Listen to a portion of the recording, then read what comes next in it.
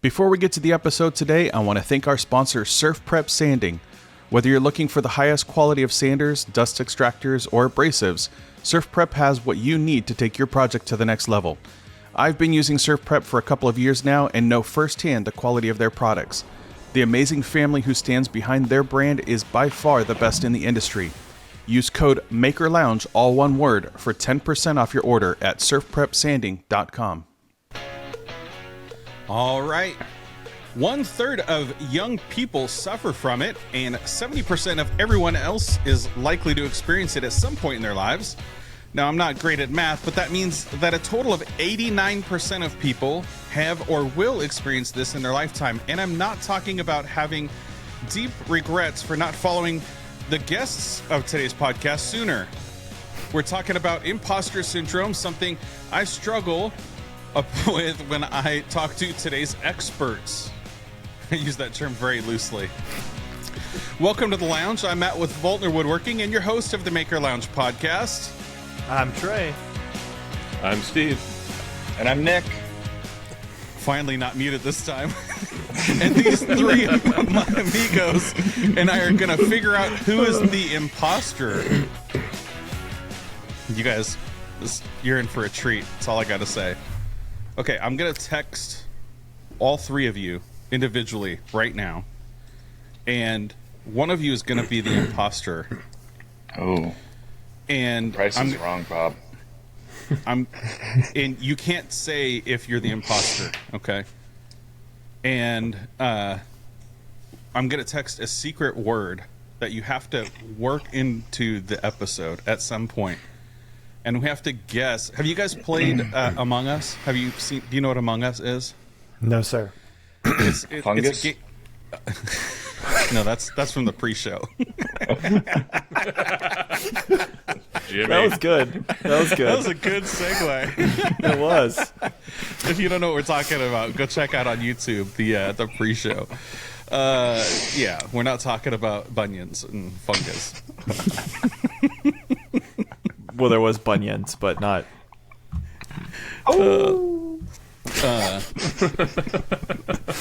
So I'm going to text a word that the imposter has to work into the conversation throughout the episode at some point. And if nobody is on to this person, and anybody can make a guess on who the imposter is at any point. So if you hear a word that just sounds very strange, you can make an accusation, but you can only make one accusation. Trey. So.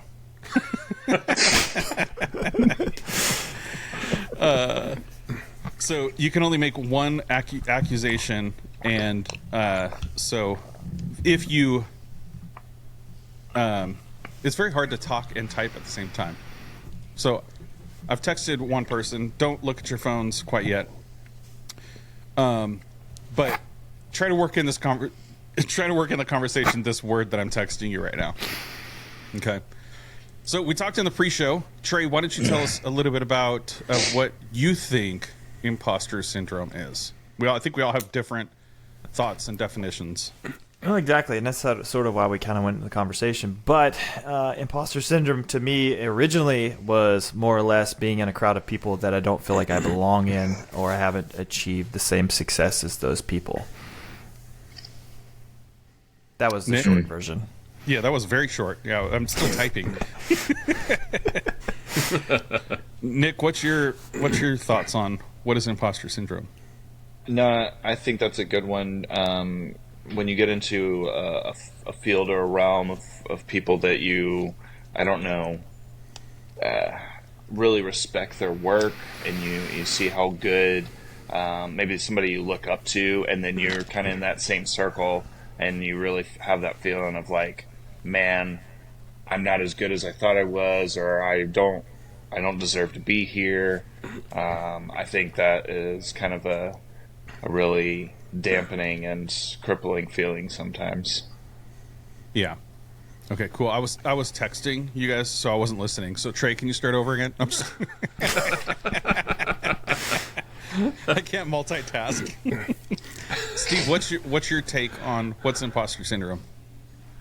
To me, I think it's just Ditto. feeling like I can't give somebody, can't give somebody advice on something that I'm talking about because I may give them bad advice, or I may not have all the information I need to give them the correct advice, but just not feeling qualified to help them through something.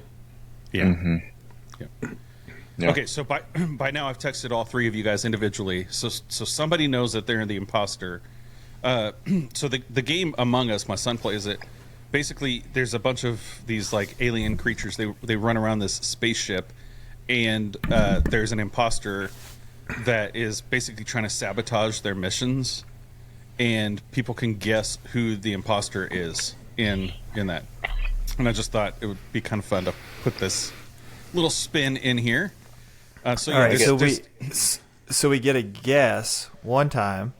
Mm-hmm. Is that what you're saying? So you got to be sure that it's like that you're like somebody said something that sounds very strange, and you can be like, I want to put my guess out there. I think I know who it is, and it could be me too. Like, so you never know, right? So this is always a twist. So the only Always person that you know is not the imposter is if you got a text that says you're not the imposter. But you guys don't know. Right. You're like, well, crap, now I got to listen. So we talked in the pre-show. There's a bunch of different views of what an imposter is, but there's some like high-level categories and different ways to interpret what imposter syndrome is. So I think for me the biggest thing is like forget those subcategories, but for me it's like you do something and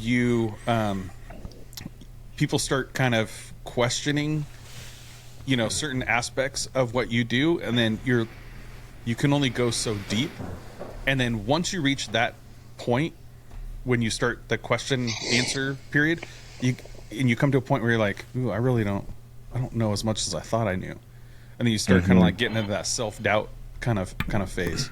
I think that's something that a lot of us deal with because we're doing posts, and you got to keep it fresh. You got to do different things, and try to expand instead of just doing being a one-hit wonder and just doing one thing. It's like, okay, well, that was cool. Now what else can you do? So you like try to keep expanding your your portfolio, I guess, if you will. Certainly. So as we do that, it's like it's hard to go deep in a particular subject without I guess you could. There's experts out there. But no, just sort of like you brought up in the pre-show. I mean, laser in general, there is so much to it between using light burn or any program, and then having a fiber laser or having a CO2 or a diode. Like every one of those lasers, which yes, most of us have them all. There are so many different variations that we cannot know every single aspect of that, and I've been in those shoes many times. Right. Yeah, when I post a video and then people start, they'll message me on Instagram. I'll post a video on YouTube and they'll go over to Instagram and start messaging, because that's a better way to message people. Start asking me questions, and I'm like, ooh, I can kind of, can it laser engrave this particular weird substrate or something like that? And you're like, oh, I have no idea. So you spend the next 20 or 30 minutes researching it just to answer the one question for the person who's probably not going to use your affiliate code at all. Yeah. You're working for free at that point, but it's all good. I know that. I enjoy it. It gets me to learn more. Mm-hmm. So I guess that's a good question. Does the having imposter syndrome make you research harder, or go deeper into the subject, or what kind of personality do you guys have? Do you just say, screw it, I'm going to move a different direction, or do you try to learn when people start questioning? I'll dig hard. Just how I've always been. If I see something I don't understand, then I'll either try to figure it out or learn with them. Mm-hmm. Yeah. You're what is it? Bunyan hound? You're a real bunyan hound in that.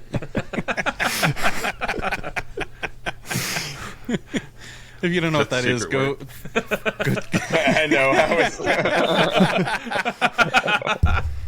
Are you wagering a guess, Mr. Steve? No, I just asked a question. I didn't accuse anybody. That would have been great. I should have totally made that the secret word, or did That I? would have been good. Nobody would have questioned Or it. did I? No, not at all. Bunyan hound, Bunyan hound, Bunyan.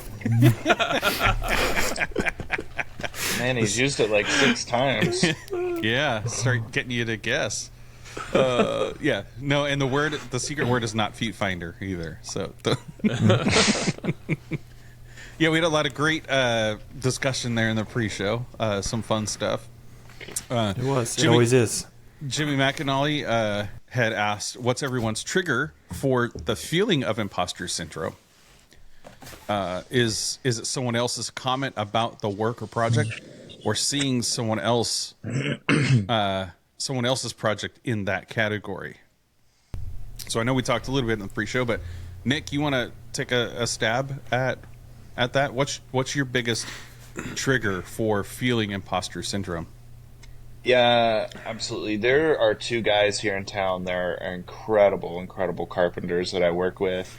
And, I do a lot of work on my own in my own shop with my own business, but a lot of times I'll work with them on maybe a new build or remodel or something like that. And I feel super competent and confident in what I'm doing until I get around those guys and I'm just like, oh, I don't know, Jack. Like, these guys are way above my league, and that's when I really start to feel a lot more, I don't know, unqualified and like I don't belong in that realm.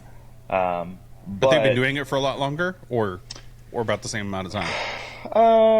It kind of depends on, like, they have a different type of experience. One guy has been doing it since he was a kid, and he has experience from roofing to general contracting, rough framing, but he is just an artist.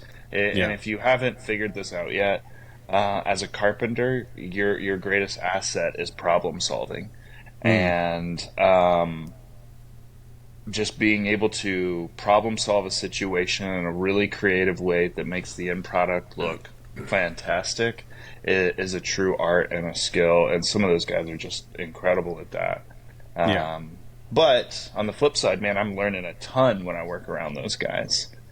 And so then when I go into, a similar project down the road, my confidence is boosted by the experience and the things that I've learned. Yeah. I find that I get more imposter syndrome when it's somebody who's younger than me doing something. That's better than you? That's better, yeah. Which, I mean, it's pretty easy to do. I'm a generalist in a lot of categories. Not picking on you, Steve, but moving gears over to you, Steve. Yeah. Jeez. No, We're only a couple years apart, so. Yeah, probably. But you're a generalist in a lot of different things. But like, is there one thing that you think that you're like a subject matter expert in?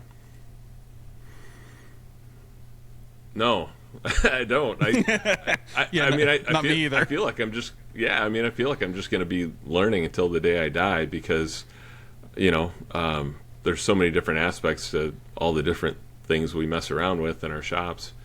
Right. That I don't know.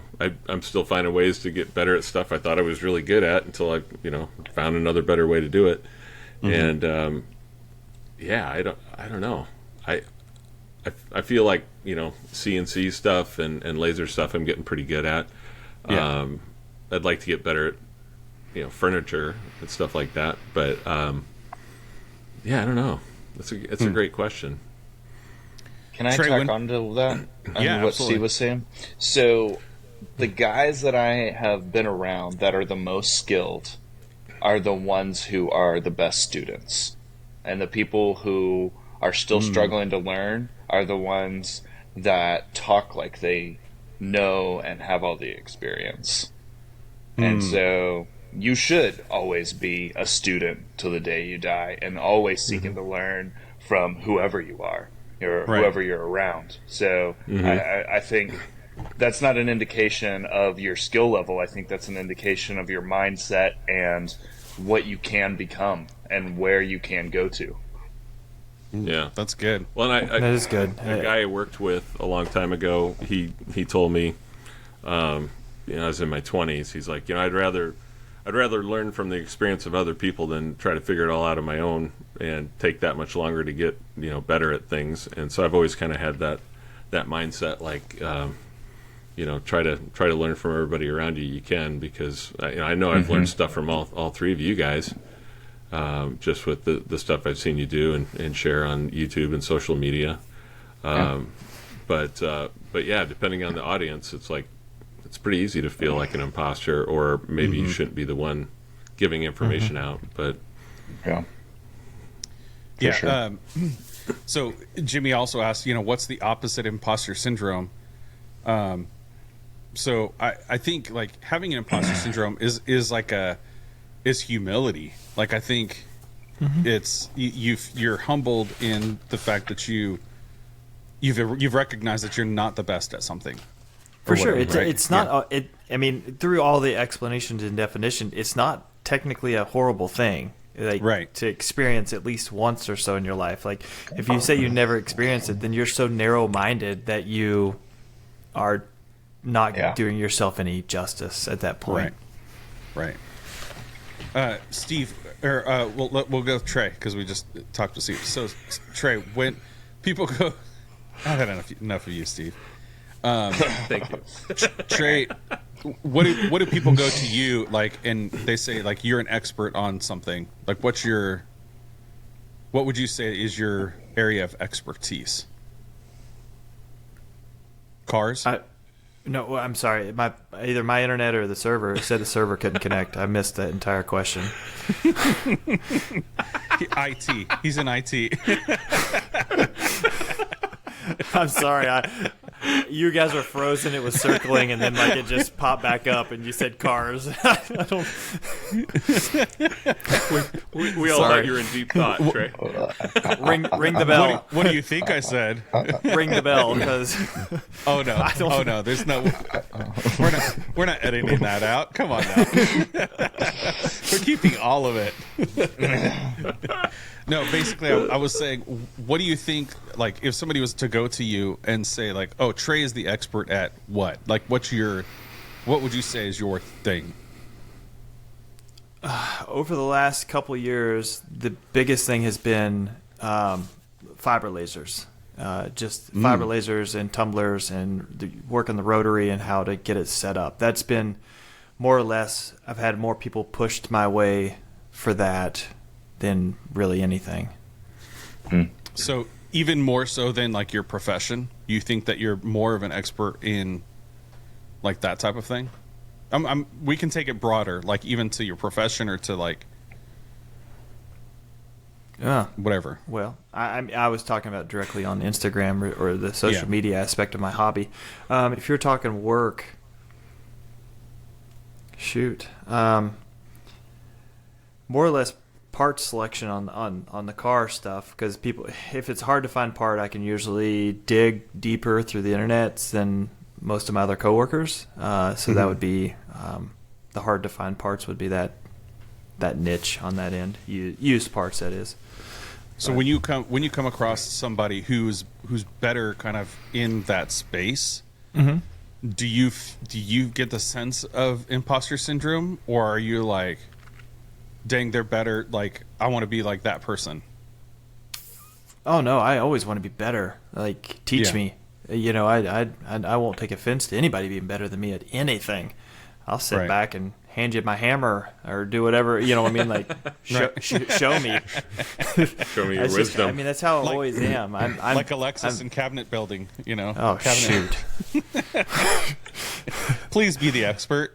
Yes, please. Now, I will say, I knew nothing about tiling or backsplash or grouting, and she didn't either. And she watched YouTube videos for for solid 2 hours, and she took right off on that, and I just followed along. I just we know she's the foreman. Oh, she was. That's awesome. Yeah, and I think that's a big. I think that's a big trait, for like, if you are starting to get the sense of like imposter syndrome, is like lead into that. I think Yeah. I like you said, I don't think it's a negative thing. I think it's kind of a positive thing. It marks humility in that you're not saying like I'm the best, I'm the greatest. Now there are those people out there, right? And like a lot of people follow them. And so there's nothing wrong with taking that approach. I mean, if you are the expert in something, then you're the expert in that thing. Certainly. And there's also, I don't know how this plays into it, but I think even it was brought up in the pre-show, confidence. I mean, having confidence in yourself isn't always a bad thing either. It's just knowing when to say, hey, this guy is better than me, or this guy knows a little bit more. Let's see what he has to say. Mm-hmm. Yeah, I mean, I'll admit, like, when I first started this podcast, I had huge imposter syndrome. I'm like, I've never done a podcast before. I've been on podcasts. I've never, like, I'm the first to admit, like, I'm not the best at this. And then I would get people messaging me like, hey, how did you, man, you're so good at, like, doing the recaps and, or whatever, like, little things like that. And I'm like, I'm not the best in this, like, but... And then I started kind of getting that imposter syndrome, and then I just had to realize, like, okay, I'm only a year into this thing now. Like, there are people who do this, like, they do it twice, 3 times a week. So I can't compare myself to somebody in that league. I just have to, and it's not even good for me to compare myself against anybody in general. I've got to compare myself against how I was a year ago. How I was in. I mean, Trey, you were in episodes 1, 2, and 3. How much it's improved since then. Oh, certainly, 100%. I mean, not that it was bad by any means, but it has improved hand over fist. Yeah. Yeah. So I think it's good to lean into that kind of sense of imposter syndrome, as long as you don't let it affect you. Like, I read off in the pre-show some of the categories of imposter syndrome. So, just at a high level, there's the perfectionist. So basically, you think that you've got a very high standard of something, and whenever you kind of fall short of that, then you feel like you start to doubt yourself, and it can lead into having burnout and lack of self-confidence because you're a perfectionist. There's the Superman or Superwoman. There's the natural genius, there's the soloist, and there's the expert. And that's just from one random website. And there's a bunch of different things out there. But I think a lot of the main driver of what they're talking about, is that it can lead to this burnout thing. And I've talked about that in previous episodes before. And I'm starting to see a lot of it like resurfacing in social media, because there are these accounts that just blow up out of nowhere, right? And I think that is a main driver behind imposter syndrome. Like, if you want to put that into a category, 100%, I'm hook, line, sinker there. Yeah. That alone has made me question multiple times, even staying on the platform. So right. I'm right there. Yeah, I mean, that one. Because if you put out content and you think like this is, this may not be the best content, but this content is 10 times better than some of my other content that has performed really well, and like why isn't it getting clicks, or why is it not getting engagement, or whatever. So then I think that starts to lead you into that self-doubt portion, and then you start kind of having imposter syndrome of like a different sort. It's like, you kind of are the expert in this field, but you're not as qualified to portray that confidence, or I don't know. Steve, you got any thoughts on that?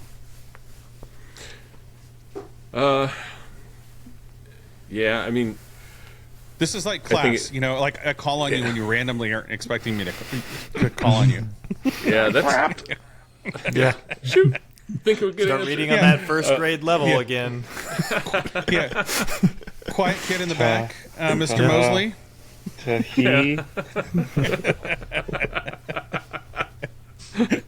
Yeah, I mean, Bunyan I Hound. could see. There he is.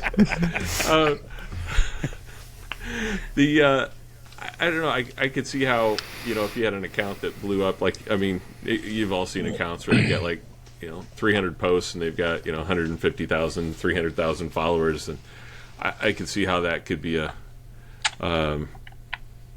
bad growth curve for somebody who's talking about things, depending on what they show on a regular basis. Right. Yeah, it's I don't know. I think we all have had little surges in our followers in the numbers, but I don't feel like I've ever had something get out of hand where obviously I'm not at crazy levels like that. So I don't know. Maybe it's individually addressed, right? Maybe it's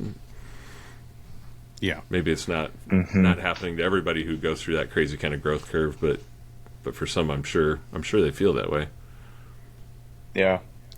I would say too that especially on social media, and even maybe more so in our realm, we kind of put like a blanket metric of how good we are, or maybe what our success rate is, based on follower count. And I think there's a lot of different aspects that could play a part into, like, what are you considering success? Like, what are you striving to succeed at? Are you striving to have a larger Instagram or YouTube account that works with brands and do different things? Then you work towards that, and you take measures to build your audience and your reach. Or are you using that same metric to gauge your success as a tradesperson or a craftsperson? And in that case, it's like your follower count isn't really indicative of your success. Some of the most skilled carpenters I know have less than 2,000 followers, because that's not their drive to build this massive following. And so it's like, I feel like that becomes kind of a misnomer of success when we blanket it so big off of just one number. Yeah. Do you think that this narrative of however many followers you have is a definition of your success leads to imposter syndrome? Absolutely. Trey, what do you think? I don't know, Steve. He's having IT issues again. Trey, were you the kid that like threw the other kid under the bus? Like, oh no, that wasn't my hand raised. That was Steve's hand. Steve. It's always Steve's Steve. cheating. Steve's cheating. Steve's looking at my paper. I don't have a good answer for you. I just give it to him. We both fail. I need a bathroom pass. Yeah. That feeling so good. Boy, he just lobbed that right over to your fence, Steve. Yeah, he did, didn't he? What was That'll the question come back around. No, but basically having that false metric of the follower count being that if you have a lot of followers, then you must be an expert in something. And so, like, if you don't have that, then you start getting imposter syndrome. Or is it the opposite? Is it you've gained so many followers and you're not an expert in something, so then you have imposter syndrome? I think there's a lot of ways it can go. I think that way sounds Yeah. more correct. I don't know. Yeah. Yeah, it does to me too.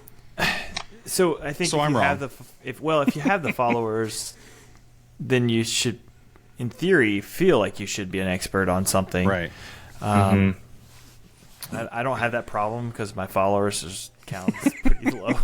So I'm just riding that little bit of wave. Yeah. Yeah.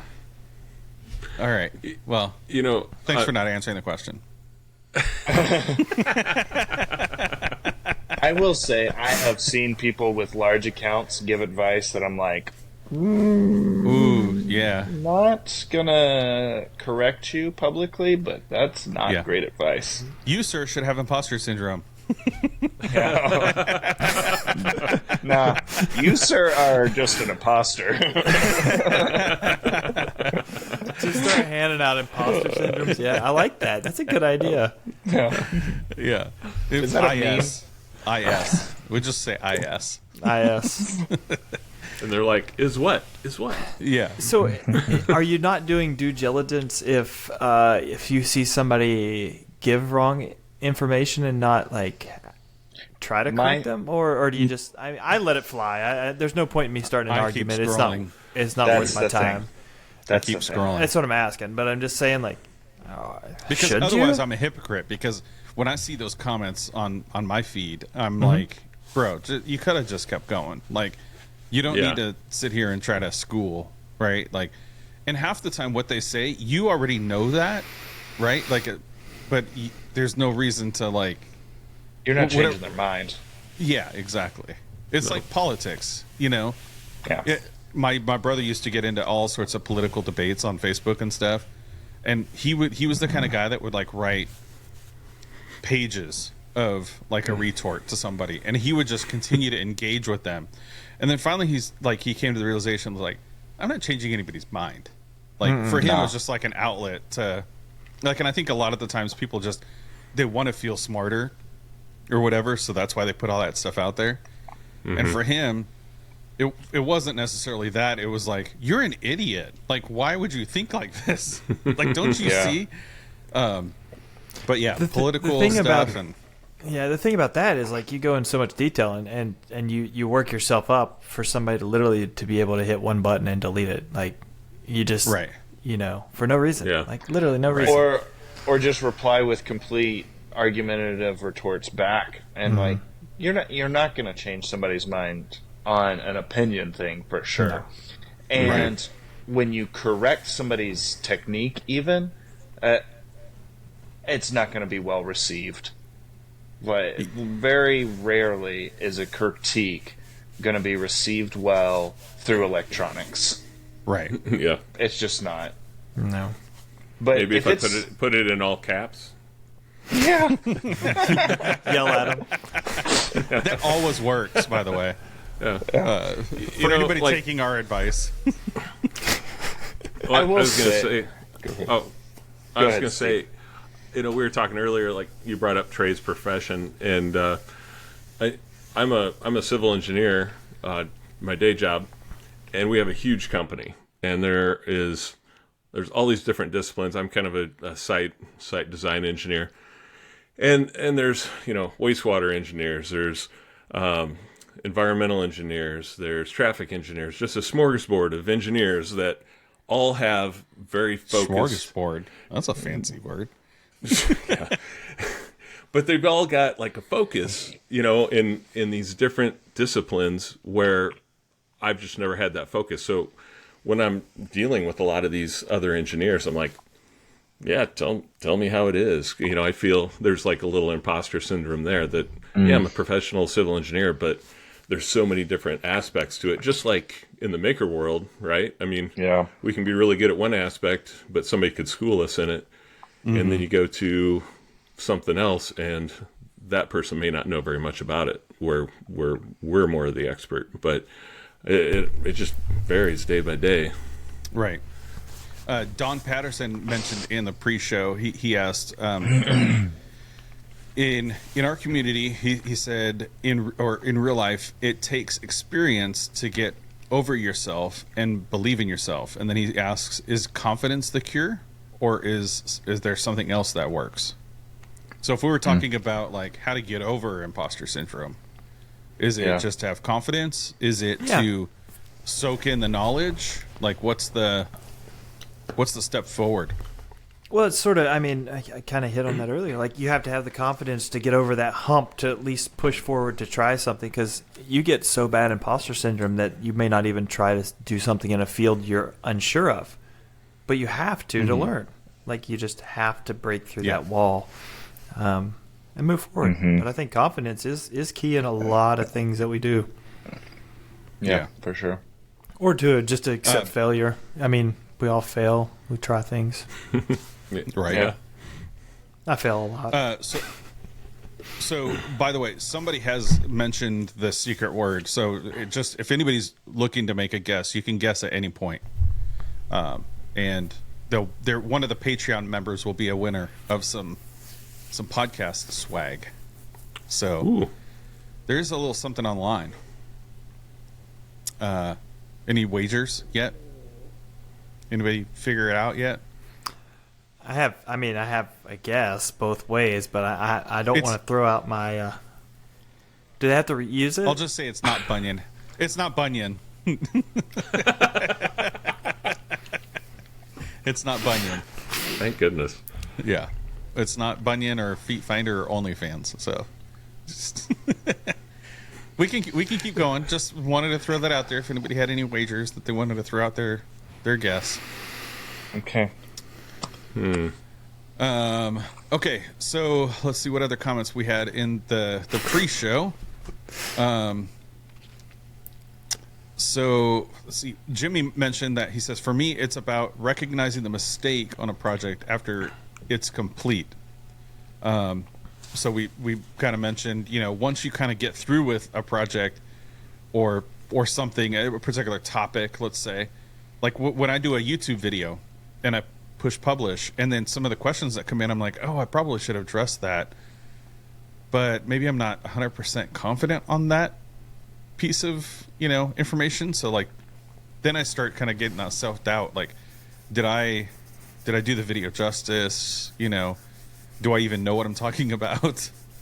But recognize your mistake after you've pushed publish or after you've done the project is kind of like when he mentions that's basically when he figures out that, yeah, that's kind of for me. I have imposter syndrome.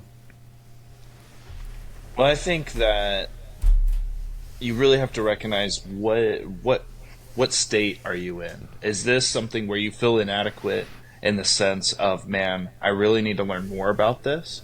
Or are you in a state of, let's say, imposter syndrome where it's crippling and keeping you from moving forward?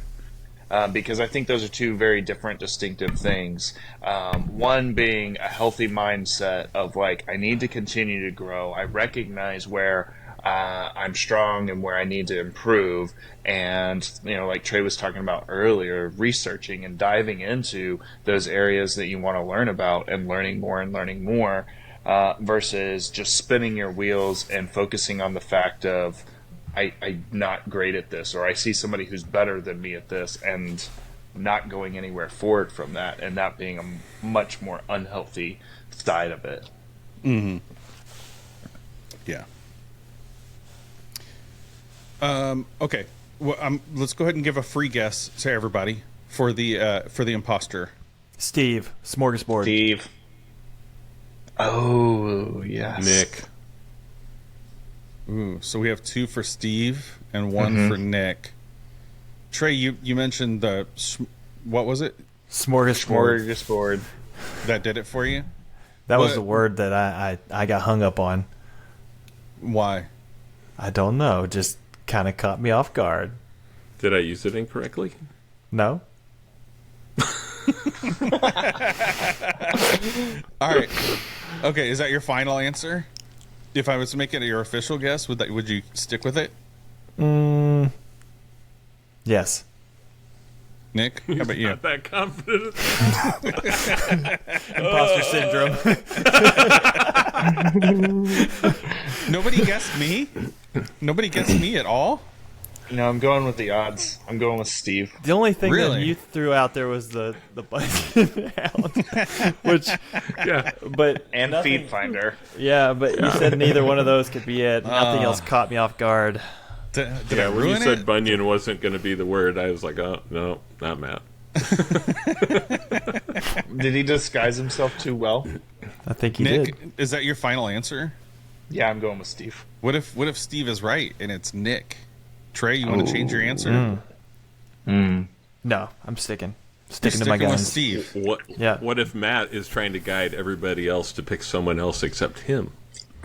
Well, he threw Right. himself under True. the bus just now, but I don't think he would pick himself in this Steve, scenario. Steve, since you guessed Nick, and Nick, you guessed Steve.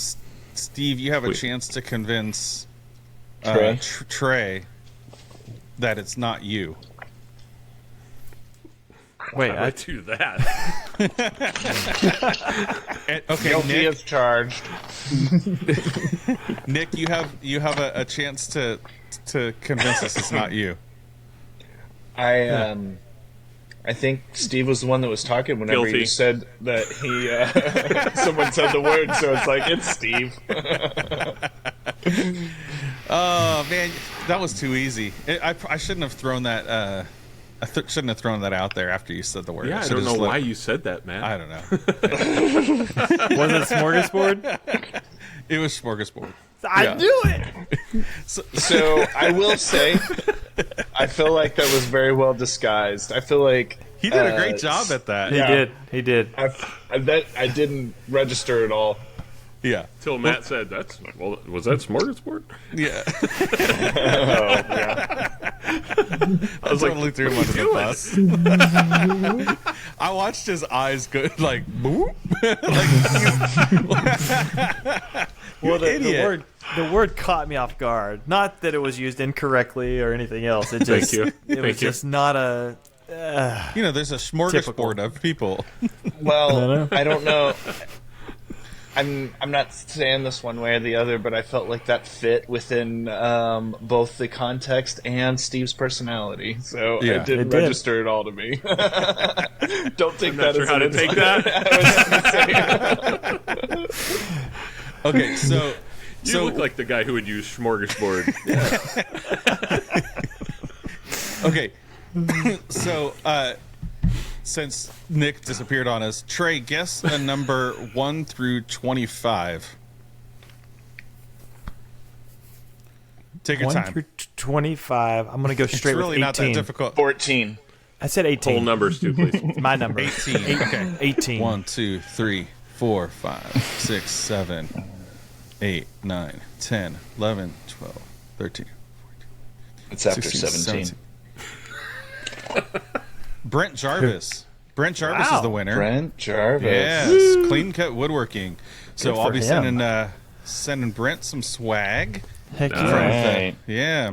Good guy. So if you want to be a Patreon member and have the chance to win some swag from time to time, go over to patreon.com/Maker Lounge Podcast. Is it going to be a free month to Jimmy's website?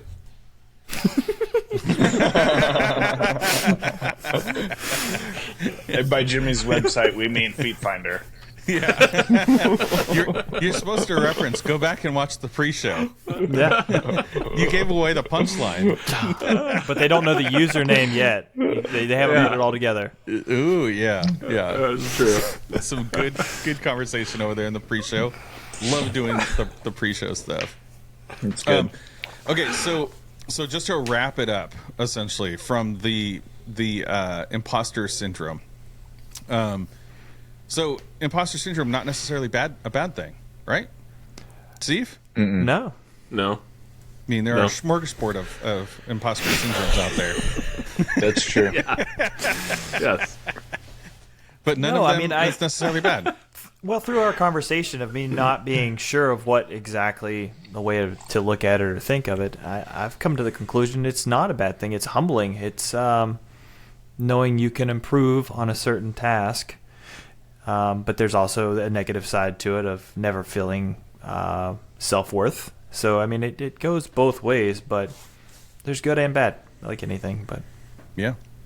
Yeah, I would say it's really all on your response to it. You know, are you growing through it? Are you, and just like any struggle in life, whether it's physical, mental, something like this, what is your response to that? Push through it, grow from it, grow through it. no, Yeah. you said that right there. I mean, if we put it in different contexts, I feel that way as a father all the time. I feel like I'm just never, stepping up to where I should be. Like, I need to improve, but give it my all. That's all I can do. Yeah. Yeah. So has your Yep. perspective on imposter syndrome changed from the conversation. Yeah. Yeah, like I was saying before, I think it has changed. I think it's not always a bad thing. It's being able to understand and be humble in learning, even if someone's better. Like, ask questions, which most of us do because we want to learn. But you ask way too many questions. But that's beside the point. I'm sorry. Just delete me out of the group. Don't stop doing that. Don't stop doing that. That's the negative side of imposter syndrome. There you go. Self-wallowing. Yeah. Nobody likes me. No. Steve has your... Go ahead. We got some good friends. Well, I was going to say, I mean, seriously, like, I think a lot of times we were talking about being in a crowd of people where we feel inadequate and like we don't belong. Don't step away from that crowd. Most of this, people like that, especially if they're people of value, like, they'll welcome you in and push into that and lean into being able to learn from those people. Don't allow that feeling of inadequacy to cause you to withdraw. Yeah. I mean, you guys haven't kicked me out yet, so. Man, you're the leader. Good people, I think it's good. People find each other and stick together, and then you easily weed out the ones that just don't work. And we can go in a different path, but we've been down that road multiple times. Maybe after show. I've got a good comment for the after show on that. Okay, perfect. So, just for the listeners, the four of us, we text each other often, and I think that's something that's important. When you start having that self-doubt, when you're going through those slumps or whatever, when you want to celebrate the victories, like having people who are like-minded there to cheer you on, because most of us, our spouses are tired of hearing about it. Like when I posted my last YouTube video, and I think like 4 people watched it. And it's hard when like there's such a little, like a few viewers watching that, versus some of your other stuff. You're like, what did I do wrong? You start kind of going on this like self-pity, thing. And it's good to, like, I texted a couple of you guys and just like, man, this just really sucks and stuff like that. And it's those people who help lift you up. So I would say to the listeners, if you don't have somebody like that, get into a text group or Instagram chat or something with people who can support you, and you can bounce ideas off of and things like that, to get you out of that slump. I think that's huge. Absolutely. Totally. That's one of the really cool things I think about the maker community, even woodworker community in general, is that very thing, that it has become such a tight-knit community. Right. And even my wife has become friends with Trey's wife and other people that I follow, and it's like that's all because of this community that is kind of built around it, which is a super cool thing, which is what makes Workbench Con pretty awesome, because it's like this reunion of people that have never met, which is kind of a weird thing to say, but being able to have that community, those group of people that you can lean on, that have different fields of expertise and niches that you could say, man, I'm trying this out, or I need to get this done. Help me with this, or what's your experience on this, and drawing from that. I would say, like, even when you go to those events, like, it very much feels like high school, because there's like, you feel like there's a freshman class, and they literally have a class that's like newbie class, right? So you really feel like you're a freshman on campus, and then there's like the sophomores and juniors and seniors and stuff like that, and like, but you skip it. you kind of feel like if you're a freshman, you can't talk to the senior crowd, but you absolutely can. You should. I think it's always good. Like, whatever group you think is like the next level up, go talk to that group. Get out of your comfort zone in those events. We even have like the Patreon community for the podcast. Like, the chat isn't like super explosive in there. Like, there's a couple people who put in like their projects and stuff. There's different categories within the Patreon community even, that you can voice your questions or comments or whatever, and everybody in there is really cool. So yeah, find a Patreon community or find a a group that you can talk to. And if you don't have that, send me a message and I'll respond probably in a couple days. 2 to 3 business days. Just write a letter. It'll get there quicker. That's right. Just like with us. Just like how Matt replies with us. Right? Yeah. But if I get it, Matt, are you there? yeah. But if I get it, it'll take me 2 days to read it. So just make sure it's Right. Short and sweet. Concise. Yeah, you need a stenographer. Is it a stenographer? That person who like takes notes or whatever? Is that what it is? You're above my league. Yeah. Oh, okay. Remember, too stupid to talk to you. I'm still in kindergarten here. I'm still learning how to. So that would make me the natural genius in the imposter syndrome. That's got one more syllable than smorgasbord. So Stenographer. A person whose job is to transcribe speech in shorthand. Boom. Nailed it. nailed it. Man, Wow. he is a genius. On that imposter. On that note, thank you guys for being here for the episode. Thanks to Surf Prep for sponsoring the podcast. And go check out surfprepsanding.com. Use the code MakerLounge for 10% off your order. That's right. Oh, Trey. Thank you to our... Oh, yeah, you got a Surf Prep sweater on. Nick's got the Surf Prep hat. Steve and I are slackers. Memo. Man. Thank you to our I love my Surf Prep family. Patreon members. We got Jimmy McAnally, Victor with Whim Design, Justin with Calvary Customs, Brent Jarvis, Corey DeVole, Bailey Thompson, Dave Garcia, Mike Holmes, Nick Poole, Ty with Shock the Fox, and Don Patterson. Head over to patreon.com/Maker Lounge Podcast. We're going to head over to the after show. And that is a Patreon only exclusive. That's when the top comes off. That's right. Let's go. Oh, Thanks it for froze listening. with your top off. It totally froze. That's why Surf Prep doesn't sponsor the after show.